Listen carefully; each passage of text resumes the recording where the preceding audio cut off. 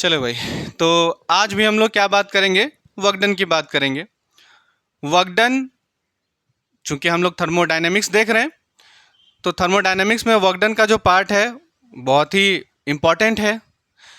तो और कई सारे प्रोसेसेस हैं, तो आज हम लोग एक प्रोसेस में उस प्रोसेस के लिए वर्क डन फाइंड करेंगे, है ना। प्रोसेस का नाम है आइसोबारिक प्रोसेस, है ना। Work done in isobaric process. तो हम लोग आइसोबारिक प्रोसेस में क्या देखेंगे? वर्क डन देखेंगे, वर्क डन को फाइंड करेंगे। ठीक, आइसोबारिक प्रोसेस क्या होता है?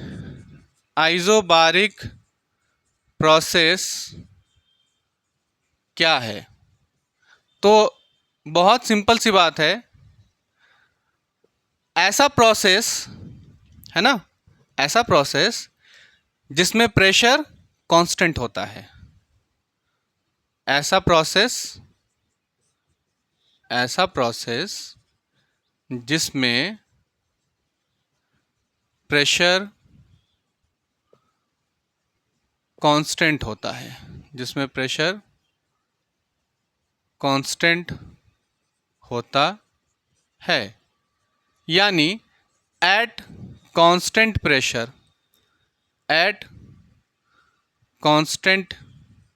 प्रेशर हमें क्या फाइंड करना है?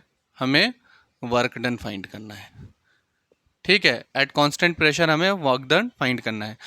हम लोगों ने जनरल इक्वेशन देखी हुई है वर्क डन की, क्या है भाई? हम लोग जानते हैं ना, work done is equals to होता है integration of P D V, limits है V1 से V2 तक। ठीक है, अब यहाँ जो प्रेशर है तुम्हारा, यहाँ प्रेशर कैसा है? यहाँ प्रेशर कांस्टेंट है। अगर यहाँ प्रेशर कांस्टेंट है तो हम लोगों ने इंटीग्रेशन में एक रूल देखा था कि अगर अंदर कोई कांस्टेंट होगा तो वो बाहर चला आएगा। ठीक है, उसका इंटीग्रेशन नहीं होगा, है ना। तो कांस्टेंट का इंटीग्रेशन नहीं होता, वो क्या हो जाता है? बाहर चला जाता है। तो हम लोग क्या लिखेंगे? Work done is equals to में P बाहर आ गया, अब इंटीग्रेशन हो जाएगा V1 से V2 तक, किसका? dV का।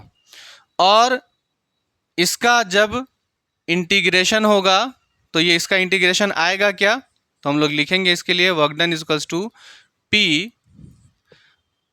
dV का इंटीग्रेशन हो जाएगा V, लिमिट कहाँ से कहाँ तक? V1 से V2 तक।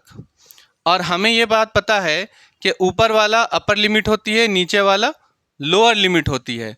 और जब कभी भी हम लोग इंटीग्रेशन में इसे सॉल्व करते हैं तो पहले अपर लिमिट को क्या करते हैं? इसमें प्लेस करते हैं, है ना। तो work done is equals to क्या लिखेंगे?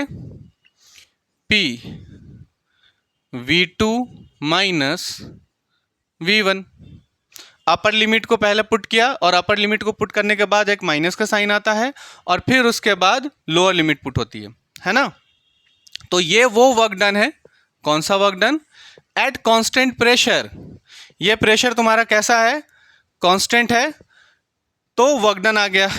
अब एक और फॉर्मूला इसका आता है, हम इसे लिख सकते हैं work done is equals to, है ना, work done is equals to NR T2 minus T1।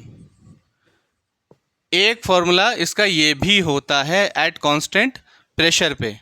ये कैसे आया, अब इसकी हम लोग चर्चा करेंगे नेक्स्ट क्लास में, है ना। देख लो, ठीक है, वेरी वेरी इंपॉर्टेंट है भाई। हाँ।